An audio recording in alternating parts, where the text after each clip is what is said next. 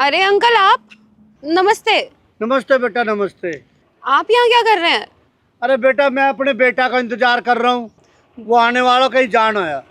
बेटे का इंतजार कर रहे हैं या फिर गाड़ी साफ कर रहे हैं? नहीं, ऐसी कोई बात नहीं है, तुम गलत समझ रहे हो। बेटे से याद आया कि अभी भी वो 10-15 हजार रुपए कमाता है या उसकी सैलरी बढ़ गई? नहीं नहीं बेटा, वो अच्छा कर रहा है, हम खुश हैं अब। वैसे अंकल एक बात बोलूं, बुरा मत मानना। अच्छा ही हुआ कि मैंने आपके बेटे से शादी नहीं की। और आप मेरी पापा की कंपनी में एक मामूली से मैनेजर ही तो थे। और अगर मैं आपके बेटे से शादी कर लेती तो मेरी कितनी ज्यादा इंसल्ट होती। और वैसे भी कौन लड़की होगी जो ऐसे लड़के से शादी करना चाहे जो सिर्फ 10-15 हजार रुपए कमाता हो। मेरे जैसी लड़की तो कभी शादी नहीं करती। और आपको पता है मेरे पापा ने जिससे मेरी शादी करी है वो कितना कमाता है? पूरे 1.5 लाख रुपए। और वैसे भी आज के समय पे ना पैसा मैटर करता है, तो पैसा होना बहुत जरूरी है। और जिसके पास पैसा नहीं वो खुश नहीं। और ये तो कहने की बात है कि पैसों के बगैर भी चल जाता है, पर पैसा होना बहुत जरूरी है, वरना कुछ भी नहीं चलता है। सुन के अच्छा लगा कि तुम्हारे हस्बैंड एक अच्छी सैलरी ले रहे हैं। इसका मतलब ये नहीं है कि आप मेरे बेटे प्रिंस की बेइज्जती करो। देखिए uncle, I am sorry to say, पर आपका बेटा जो सुनने वाले काम करता है और जो कुछ नहीं करता वो सुनता ही है। बेटा, वक्त वक्त की बात है। तुम्हारे पापा मेरे बॉस ही नहीं, मेरे एक अच्छे दोस्त भी थे। मैंने सोचा था कि तुम एक अच्छी और सुलझी हुई लड़की होगी, अपने पापा की तरह। मुझे लगा कि उन्होंने अपनी बेटी को भी ऐसे ही संस्कार दिए होंगे जैसे वो खुद थे। लेकिन अफसोस, मैं तुम्हारे बारे में गलत था। लेकिन बेटा, इतना गुरूर और घमंड अच्छा नहीं होता। और तुम्हारा हस्बैंड कौन सी कंपनी में है? इस कंपनी में। अच्छा अच्छा, लेकिन बेटा जानती हो इस कंपनी का मालिक कौन है? नहीं, मुझे नहीं पता। लेकिन बेटा मैं बताता हूँ, इस कंपनी का मालिक है मिस्टर प्रिंस, और जिसे तुम हल्के में ले रही थी और ना जाने क्या क्या बोल रही थी। और सुन, वो इस कंपनी का ही मालिक नहीं, इस बिल्डिंग का भी मालिक है।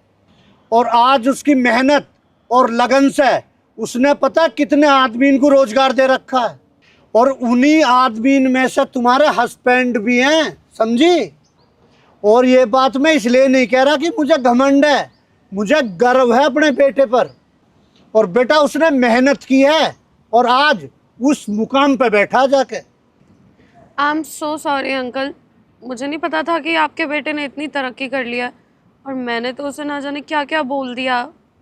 चलो बेटा, कोई बात नहीं, लेकिन कभी भी किसी के बारे में गलत शब्द नहीं बोलने चाहिए जब तक उसके बारे में पूरी जानकारी ना हो।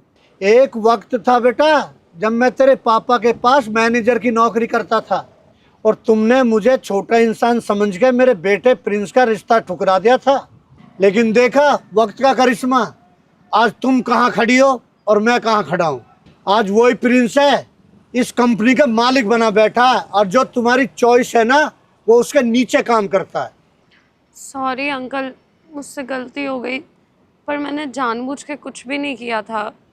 कोई बात नहीं बेटी, ये मैं तुझे नीचे दिखाने के लिए नहीं कह रहा हूँ बेटा, मैं तो तुम्हें एहसास दिलाना चाहता हूँ कि कभी भी घमंड नहीं करना चाहिए। अरे पापा, आप यहाँ गाड़ी के पास क्या कर रहे हो? आपसे मैंने बोला तो था कि ऑफिस में आ जाना। अरे बेटा, मैंने सोचा यहीं वेट कर लेता हूँ, फिर ये बच्ची आ गई, फिर इससे बात करने लगा। और प्रिंस, तूने पहचाना इसे? नहीं, मैंने तो नहीं पहचाना। कौन है ये? अरे बेटा, ये मेरे बॉस की बेटी है, साक्षी। अच्छा, ये साक्षी है। अरे बेटा प्रिंस, देख इत्तेफाक से इसके जो हस्बैंड है ना हमारी कंपनी में नौकरी कर रहे हैं। अच्छा, ये तो बहुत ही अच्छी बात है, ये तो मुझे भी नहीं पता था। तो पापा एक काम करो ना, कभी बुलाओ इन लोगों को डिनर पे। अरे हाँ बेटा, अब तो आना जाना लगा ही रहेगा। चल बेटा प्रिंस, लेट हो रहे हैं अब, चल। ठीक है पापा। अच्छा बेटा, चलते हैं।